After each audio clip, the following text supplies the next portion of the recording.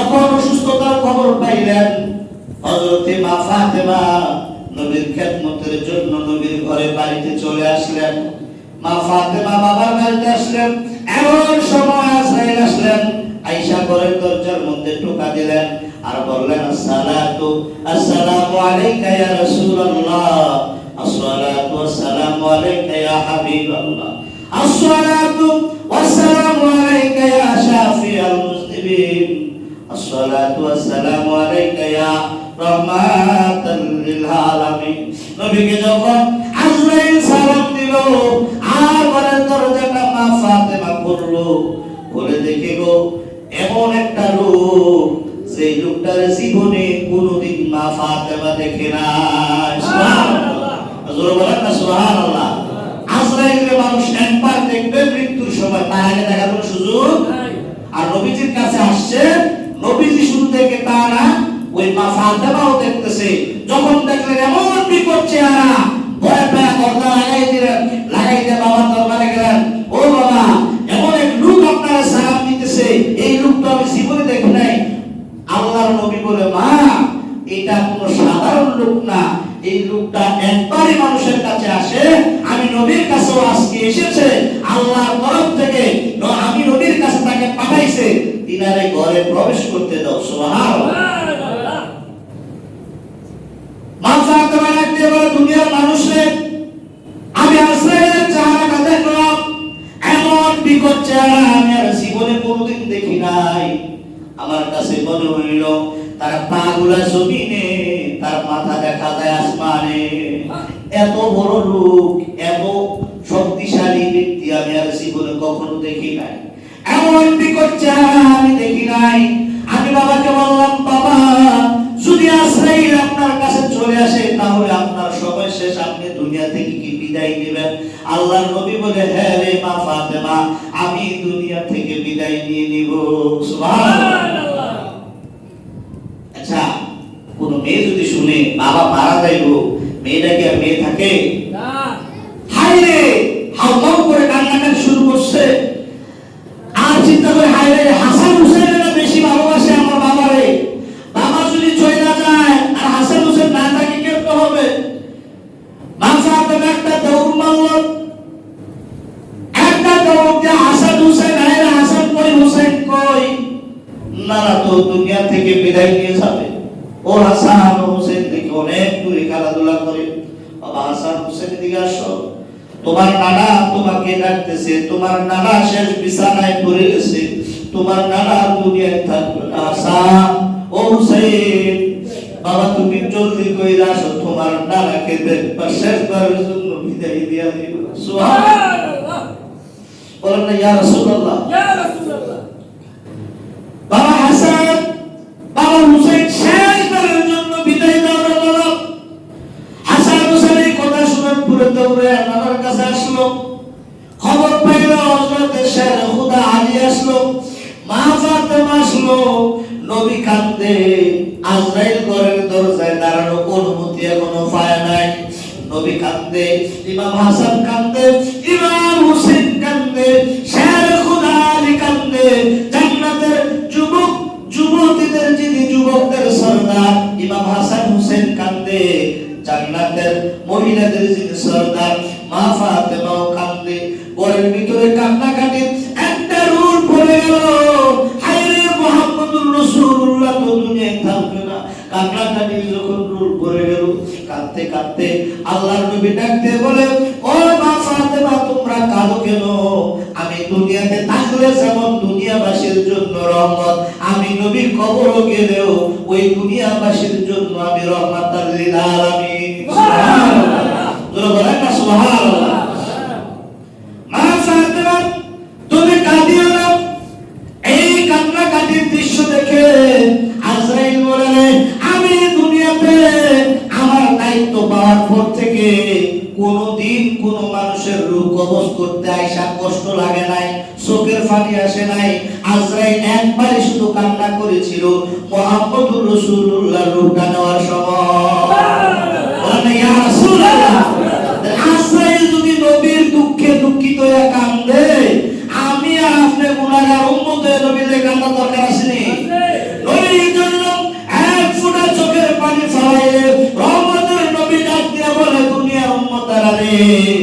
চোখের পানিটা আমি আমার একটা কৌটার মধ্যে রাখা দেব, যখন জাহান্নাম তোমার দিকে আসতে থাকবে আর আমি তোমার এই চোখের পানিটা আমরা সিটা মাইরা দেব, জাহান্নাম পলাইতে থাকবে। ফেরেশতারা বলেন, ইয়া রাসূলুল্লাহ, ইয়া হাবিবাল্লাহ, নবী গো, এই পানির কি পাওয়ার রয়েছে? এটা কোন পানি, কিসের পানি, কেনই বা জাহান্নাম আসতেছে আবার জাহান্নাম চলে গেল? আল্লাহর নবী ডাক দিয়ে বলে, ওই পানিটা হচ্ছে আমার গুনাহগার উম্মতের চোখের পানি। সুবহানাল্লাহ। নবীজিকে কান্নার দরকার আসেনি? এই নবী আমার জন্য কেমন ভালোবাসেন। নবী যখন এই মৃত্যুর বিছানায়, এই সময় মানুষের কি থাকে? হুশ থাকে না, জ্ঞান থাকে না। আমার উম্মতি মুহাম্মদের প্রয়োজন লা ইলাহা ইল্লাল্লাহ, লা ইলাহা ইল্লাল্লাহ, লা ইলাহা ইল্লাল্লাহ, লা ইলাহা ইল্লাল্লাহ ফাদাখালাল জান্নাহ। যে ব্যক্তি মৃত্যুর সময় কালিমা নসিব হবে তার নিঃসন্দেহে জান্নাত নসিব হবে। বলেন না সুবহানাল্লাহ। ওই আজরাইল কাঁদতেন, আল্লাহর নবী রাহমাতুল লিল আলামিন আজরাইলকে হুকুম দিলেন, আজরাইল রে ঘরের মধ্যে প্রবেশ করো। আজরাইল ঘরের মধ্যে প্রবেশ করলেন, স্বাভাবিক সুরতে, মানুষের সুরতে ঘরের ভিতরে প্রবেশ করলেন। ঘরের ভিতরে প্রবেশ করার পরে আজরাইল ডাকতে কয়, ইয়া রাসূলুল্লাহ, ইয়া হাবিবাল্লাহ, নবী গো, আল্লাহ আমারে পাঠাইছে, যদি আপনি নবী থাকতে চান দুনিয়াতে কিয়ামত পর্যন্ত আল্লাহ আপনারে দুনিয়াতে রাখবে, আর যদি আপনি অনুমতি দেন আপনার রূহটা আমি এখন কবজ করে আল্লাহর কাছে নিয়ে যাইব। আমার আল্লাহ বলেছেন আপনার রূহটা নিয়ে আল্লাহর বাড়িতে যাওয়ার জন্য গো নবী, যেহেতু কুল্লু নাফসিন যায়কাতুল মউত, আল্লাহ কোরআনে বলেছে পৃথিবীতে যত প্রাণী আছে মৃত্যুর স্বাদ গ্রহণ করতে হবে গো নবী। আপনি ওই রুলস অনুযায়ী আপনার মৃত্যুটাও কি করতে হবে? আমি মালাকুল মউত আপনার রূহ মুবারকটা নিতে হবে। বলেন আল্লাহু আকবার। নবীজি আমার ডাক দিয়ে বলেন, ও আজরাইল, আমার একটু সময় দাও, আমি মা ফাতেমার সাথে কথা বলি।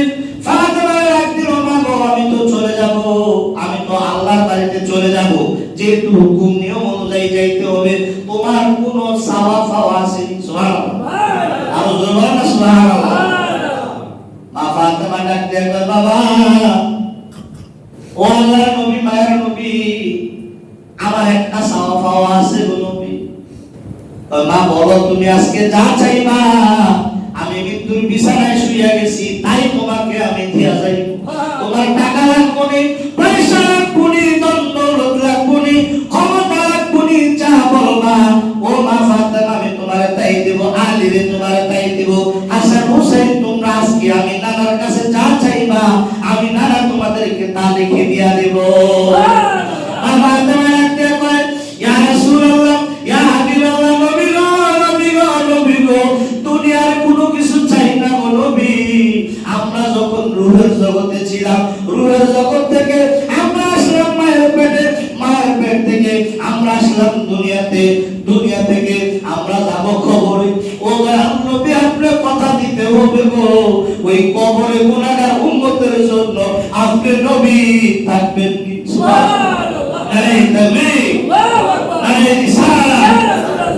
ইয়া রাসূলুল্লাহ, ইয়া হাবিবাল্লাহ, নবী গো, আপনি ওয়াদা দিতে হবে কবরের মধ্যে গুনাহগার উম্মতের জন্য আপনি উপস্থিত হবেন নি। আল্লাহর নবী বলেন, ফাতেমা আমি কবুল করে নিলাম, গোটা পৃথিবীর যেখানে আমার উম্মতি মুহাম্মদি দাফন হবে রে, কবরে প্রশ্ন করার সাথে সাথে আশিক রাসূলের কবরে আমি নবী হাজির হইয়া যাব। আল্লাহু আকবার। ইয়া রাসূলুল্লাহ, আমরা রাসূল চাই কি চাই না? রাসূল আযম জামে মসজিদ সাক্ষী দিবে ওই দিন, ও আল্লাহ, তোমার এই ঘরের মধ্যে বসে তোমার বান্দা চোখের পানি বাড়াইছে নবীর প্রেমে পড়া, আর যেহেতু নবীর প্রেমে পড়ে আট পড়া চোখের পানি বাড়াইছে, ও আল্লাহ, এই চোখের পানি উসিলায় তারে তুমি জান্নাত দিয়ে দাও। সুবহানাল্লাহ। আমরা জান্নাত যেতে চাই না? ইয়া রাসূলুল্লাহ, ইয়া হাবিবাল্লাহ, নবী গো, কবরের ভিতরে আপনি থাকবেন নি? তাই নবী, মায়ের নবী বলে, আমি থাকবো, তুমি চিন্তা করো না, আর কোনো চাওয়া আছে? বলে, ইয়া রাসূলুল্লাহ, চাওয়া আছে। বলে কি? দুনিয়ার কোনো ধন সম্পত্তি করেন না বাবা, কোনো ধন সম্পদ না, আপনি হাসরের ময়দানে লক্ষ লক্ষ লক্ষ কোটি কোটি উম্মত হবে হাসরের ময়দানে, লক্ষ লক্ষ কোটি কোটি হাসরের ময়দান উম্মতের ভিতরে আরো নবী রাসূলের উম্মত ওই সময় থাকবো। ইয়া রাসূলুল্লাহ, ইয়া হাবিবাল্লাহ, নবী গো, আপনার ওই এত হাজার হাজার লক্ষ কোটি মানুষের ভিতরে আপনি নবীরে আমি হাসরের ময়দানে কোথায় পাবো? সুবহানাল্লাহ। আর জোরে বলেন না সুবহানাল্লাহ। হাসরের ময়দানে কোথায় পাবো নবী? দেখেন বাবা মারা দেব আন্দোলন করে বলে, আব্বা আপনি এই স্টাফটা তো সইতেন, কারণ বই হলো পাঁচটা, আমি ভাই একটা, পাঁচ বলে জামাইরা যদি আমার একটু ডাইটমাপ করে এই বিল্ডিং থাকতো না আব্বা, আমি কিন্তু সইতে দেন এটা কইলে বলে। আর মা ফাতেমা কি কয়, আমার দুনিয়ার ধন সম্পদ লাগতো না তো নবী, আমার দুনিয়ার ধন সম্পদ লাগতো না, আপনি নবী উম্মতের কি হবে ওই চিন্তা করে রহমাতুল আলামিনের মাইয়া সুবহানাল্লাহ, যিনি জান্নাতে মহিলাদের সর্দারিনী হবেন, তিনি কি করে উম্মতি মুহাম্মদের চিন্তা করে, নবী কেমন চিন্তা করে দেখেন। আল্লাহ নবীকে যখন বললেন আপনাকে হাসরের ময়দানে কোথায় পাওয়া হবে, আল্লাহ নবী ডাকতে বলেন, ও মা ফাতেমা, আল্লাহ আরশে আজিমের নিচে একটা কুরসি হবে, চেয়ার হবে, ওই চেয়ারের পাশে আমার জন্য একটা স্পেশাল চেয়ার থাকবে। সুবহানাল্লাহ। আমি চেয়ারে বসে থাকবো না, আমি আল্লাহর আরশে আজিমের ওই যে কুরসি চেয়ারটার পায়ের নিচে আমি নবী মুহাম্মদ উম্মতি উম্মতি হইরা আল্লাহর কুদরতি পায়ে সিজদা দিয়া দেব। সুবহানাল্লাহ। আমাকে হাসরের ময়দানে আল্লাহর কুদরতি ওই চেয়ারের মধ্যে আল্লাহর পায়ের নিচে সিজদারত অবস্থায় পাইবা। ও নবী ওই সময় আপনি কি বলবেন? ওই সময় আমি রব্বি হাবলি উম্মতি, রব্বি হাবলি উম্মতি বলে ডাকবো।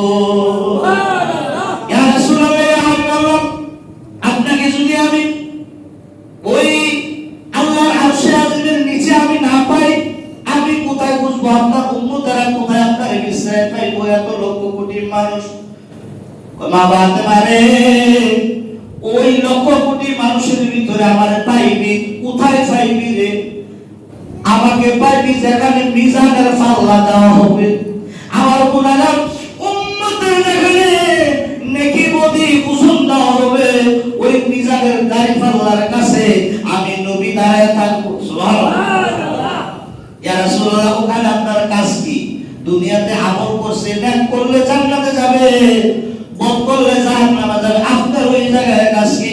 আল্লাহর নবী ডাকতে বলে, ফাতেমা রে, ওই জায়গায় আমার কাজ হচ্ছে গুনাহ করেছে, শয়তানের ফেরে পড়েছে, গুনাহ করিয়াও যদি আমি আল্লাহর কাছে ওই হাসরের ময়দানে উঠে আল্লাহর দরবারে যখন উঠে মিজানের পাল্লায় যদি দেখবো আমার কোনো গুনাহের আশিক উম্মত যদি ওই জাহান্নামে হইয়া যায়, আমি নবী তারে জান্নাতের সার্টিফিকেট দিয়া ওজনের পাল্লাটা ভারী কইরা জান্নাতি কইরা আমি দিব। আমার কোনো গুনাহগার উম্মত আশিক রাসূলকে আমি দুজকে যাইতে দেব না। সুবহানাল্লাহ। ইয়া রাসূলুল্লাহ, আল্লাহর নবী রহমাতুল লিল আলামিনকে মা ফাতেমা ডাকতেন, ও বাবা আপনি একটু বলেন, যদি মিজানের পাল্লা আপনারে না পাই তাহলে আপনারে কোথায় পাইবো? আল্লাহর নবী বলে, ফাতেমা রে, ওই সময় ওই মুহূর্তে দয়া করে তুমি আমার একটু ফুলসিরাতের পারে পুলের পারে আমার একটু খোঁজ নিবা, গুনাহগার উম্মতরে বলবা ফুলসিরাতের পুলে যেন খোঁজ নেয়, ওই জায়গায় আমি নবী উপস্থিত থাকবো। বলেন না সুবহানাল্লাহ। ফুলসিরাতের পুল এমন একটা ফুলসিরাতের পুল হবে, চূড়ার থেকেও চিকন, একদম হীরার থেকেও আলাদা, এমন একটা ফুলসিরাতের পুল হবে। কোন মানুষের জন্য, কোন মানুষের জন্য ফুলসিরাতের পুল হবে একদম প্রশস্ত একটা রাস্তা হয়ে যাবে। গুনাহগার উম্মত যদি ফুলসিরাতের পুল পার হওয়ার সময় যদি গুনাহগার উম্মত যদি ওই রাস্তা দিয়ে যাইতে হয় আর জাহান্নামে পড়তে হয়, আমি নবী আল্লাহ থেকে এমন সুপ্রিম পাওয়ার নিয়ে হাসরের ময়দানে থাকবো, আমি নবী এভাবে ধরে তারে জাহান্নাম থেকে টান দিয়ে জান্নাতে পাঠাই দেব। সুবহানাল্লাহ। ইয়া রাসূলুল্লাহ, ইয়া হাবিবাল্লাহ, নবী যদি ফুলসিরাতের ফুল আপনারা না পাই, আল্লাহর নবী ডাকতে পায়, ও মা ফাতেমা, ফুলসিরাতের ফুলে যদি তুমি আমার না পাও তাহলে একটা জায়গায় পাইবা গো মা ফাতেমা। বলে বাবা বলেন কোথায় আপনারে আপনার উম্মত পাইবে? বলে জাহান্নামের দরজায় আমি নবী দাঁড়াইয়া থাকবো। সুবহানাল্লাহ। আর বলেন না সুবহানাল্লাহ।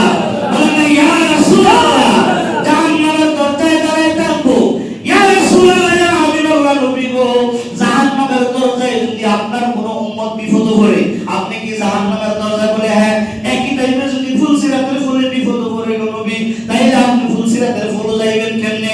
আমার যদি মিজানের পাল্লার সামনে যদি বিপদে পড়ে গো নবী আপনি কিভাবে মিজানের পাল্লায় দাঁড়াইবেন? আমার আরশে আজিমের কাছে কিভাবে দাঁড়াইবেন? হাসর ময়দানে হাসরটা তামা হয়ে যাইবে, প্রত্যেক মানুষের গুনাহ অনুযায়ী কাম চলতে চলতে কারো হাঁটু সমান, কারো কোমর সমান, কারো বুক সমান, কেউ আবার এই ইয়ার মধ্যে হাবুডুবু গামের মধ্যে হাবুডুবু খাইবে। এমন কঠিন মুসিবতে গো নবী এক জায়গায় আপনি এত জায়গায় আপনি একা কিভাবে থাকবেন? আল্লাহর নবী ডাকতে কয় ফাতেমা রে তুমি আমারে সাধারণ বাবা ভাবিও না, আমি হচ্ছি রহমাতাল লিল আলামিন। আল্লাহু সুবহানাল্লাহ। আমি উম্মতের জামিনদাতা, আমি উম্মতের জিম্মা হব, আমি জামিন হব, জামিন হইয়া আল্লাহর নাম করা থেকে আমি পার কইরা দিয়া জাহান্নামীকে আমি জান্নাতি বানাই দেব।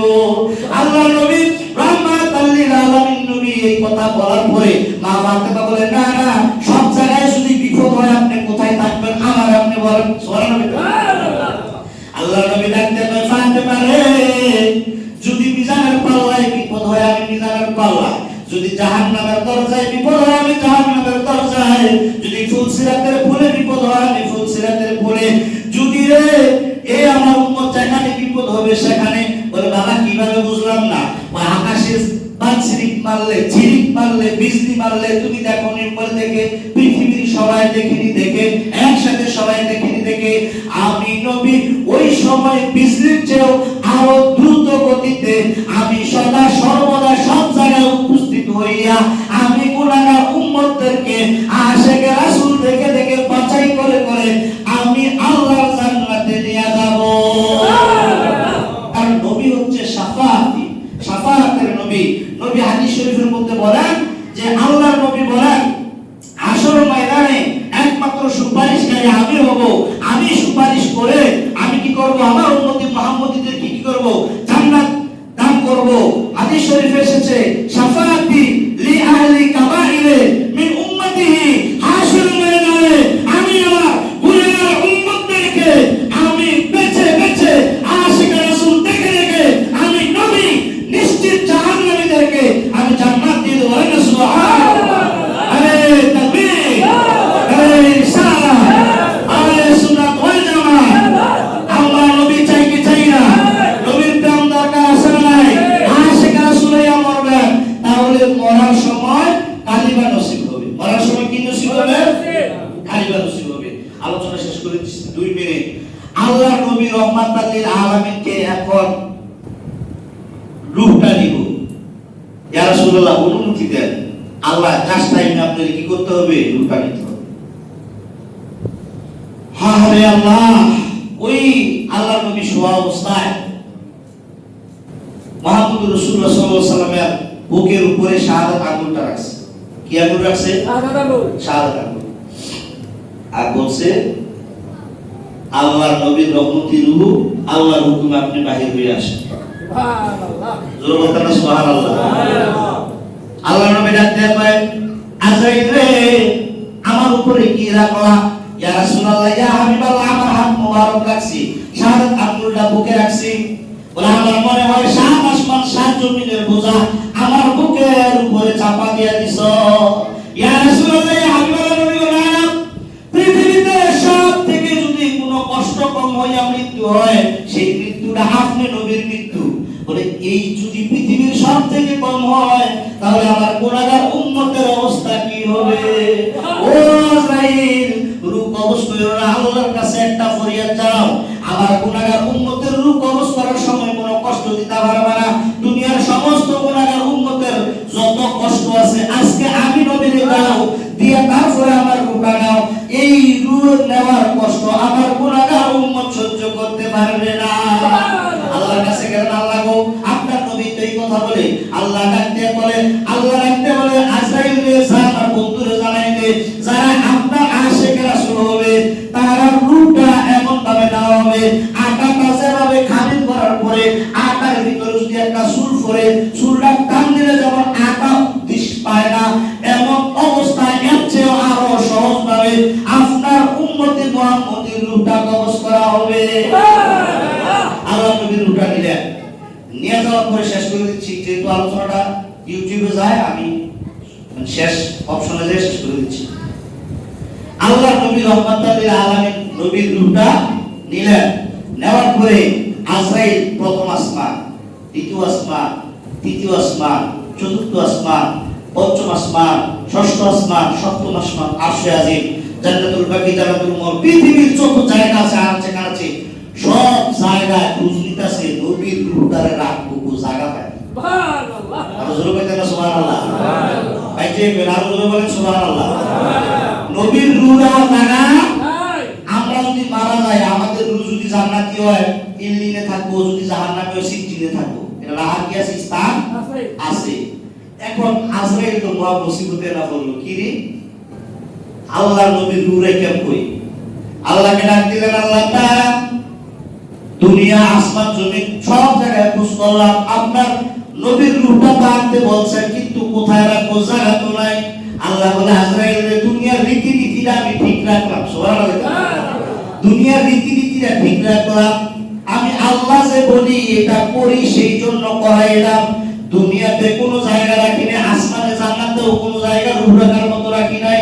ওই নবীজির রূহটাকে নবীজির সিনা মুবারক যেখান থেকে আনছো সম্মানের সহিত ওই জায়গার মধ্যে তুমি রাইখা আসো। হযরতে আবু বকর, হযরতে ওমর, হযরতে উসমান, হযরতে আলী, যায়েদ বিন হারেসা আর অন্যান্য সাহাবীরা দেখলেন নবীর ঠোঁট মুবারক রক্ত আছে। সুবহানাল্লাহ, আর জোরে বলেন কি মরার পরে ঠোঁট লড়ে কেমনে, মরে তো গেছে কিন্তু আবার রূহটা কি করছে, দিয়ে দিছে। ওই সময় নবীর ঠোঁট মুবারক, আবু বকর বলে আমার ডান কানটা আমি নবীর জবান মুবারকের কাছে দিলাম, দেখি নবী রব্বি হাবলি উম্মতি বলে কাঁদে। সুবহানাল্লাহ, সবাই এই তোমরা কান্নাকাটি করো, নবী বলছে না নবী জিন্দা। ওই যে কয় 3 দিন নবীরে রাইখা দিছে, নবীর লাশটারে রাখছে, জানাজা দিছে না, না দিয়া রাইখা তারা ওই ক্ষমতার দ্বন্দ্বে ফেসলা লাগাইছে, এরকম একটা আলোচনা শুনেন না? মূলত এইটা দ্বন্দ্ব না, একদম তারাই গেছে নবী বলছে না। সুবহানাল্লাহ, একদম নবী বলছে, এই দ্বন্দ্বে নবী 3 দিন দাঁত করে রাখছে। সুবহানাল্লাহ, জানাজা হবে জানাজা, একজন মানুষ মারা গেলে জানাজা দেওয়া ফরজ। সভাপতি সাহেব আমি একটু শেষ করে দিচ্ছি, একজন মানুষ মারা গেলে জানাজা দেওয়া কি আপনাদের দেশে কি নফল নি কোনো, জোরে কর জানাজা দেওয়া কি, আরো জোরে জানাজা দেওয়া কি, নবীর জানাজা হয়েছে কে, আরে বললে না জানাজা। সুবহানাল্লাহ, আরো জোরে বলেন না সুবহানাল্লাহ। আমি আর আপনারা তো মহিলাম, মরা পরে যখন রুটে থাকতো না তখন জানাজা, কবরে গেছে রু দিয়া দিব প্রশ্ন 3টা, কয় না? তাহলে কবরে আমরা যেটা না মারা যেটা, আর নবীর কবর রাখার আগে আল্লাহ রু দিয়ে দিছে। সুবহানাল্লাহ, সাহাবে বলছে না মরা নবীর কোনো কি নাই, যেটা নবীর কোনো কি নাই, জানাজা নাই, বললে না জানাজা, আওয়াজ আসছে গাইবে আলাম আসছে, না না নবী যেহেতু মরে নাই, নবীর এইভাবে নবীর হুজরা মুবারকে দাফন করে দাও। সুবহানাল্লাহ, নবী যেখানে ঘুমাইতো পায়েশার ঘর, এটাই আমার রওজা মুবারক। সুবহানাল্লাহ, জানাজা হয় নাই, কামপুল্লাহ দলারা কয় নবী মরে গেছে, জানাজা হয় নাই, নবীকে সাহাবীরা তোয়াফ করছে, তোয়াফ বুঝায় ঘুরা নবীর এই লাশ মুবারকের দুনো পাশে চারো পাশে ঘুরছে, ইয়া রাসূলুল্লাহ ইয়া হাবিবাল্লাহ বলছে, নবীর উপরে দুরুদ সালাম করছে, সকল সাহাবীরা করছে, ফেরেশতা আল্লাহর সৃষ্টি জগতের সকল সৃষ্টি জগতের ফেরেশতারা নবীকে তোয়াফ করে করে সাহাবীরা ঘুরে ঘুরে রওজা মুবারকের মধ্যে দাফন করে আসছে। সুবহানাল্লাহ, এই নবীকে ওইভাবে দাফন করে রাখছে। মজার একটা বিষয় বলি, আল্লাহর নবীকে এখনো সাহাবীরা আল্লাহর দেওয়া সৃষ্টির ফেরেশতারা সালাম দেয়, দুরূদ পড়ে নবীর রওজা মুবারকে তোয়াফ করে। একবার কোন ফেরেশতা যখন নবীর রওজা মুবারকের সামনে আসে একবার সালাম দেয়, কয়বার? একবার। শেষ 70,000 ফেরেশতা একবার আসে, আয়েশা সালাম দেয় জায়গা, কিয়ামত পর্যন্ত তারা আইবার যাইবো, আরেকবার সালাম দেওয়ার সুযোগ পাইতো না। সুবহানাল্লাহ, আর জোরে বলেন না সুবহানাল্লাহ। ফেরেশতারা একবার সুযোগ পাইবো, আর পাইতো তার সিরিয়াল আর আইতো না, আর আমরা সুযোগ পাইও নবীর উপরে দুরূদ পড়ি না। মৃত্যুর আগে রহমতের নবীকে চিনে আশিক রাসূল হয়ে কবরে যাইতে পারে, আল্লাহ তাআলা সেই তৌফিক দান করে। সকলে বলেন আমিন। আল্লাহ যেহেতু বলছে ওয়া মা আরসালনাকা ইল্লা রাহমাতাল লিল আলামিন, আল্লাহ যত জায়গার সৃষ্টির স্রষ্টা, নবী হচ্ছে তত জায়গার রাহমাতাল লিল আলামিন। আল্লাহ তাআলা আমাদের সকলকে সঠিক বুঝ দান করুন, আশিক রাসূল হিসেবে কবুল করুন। সকলে বলেন আমিন। করে আমাদের সভাপতি সাহেব কিছু কথা বলবেন আপনাদের সাথে, কথা বলার পরে আপনারা একটু শুনুন।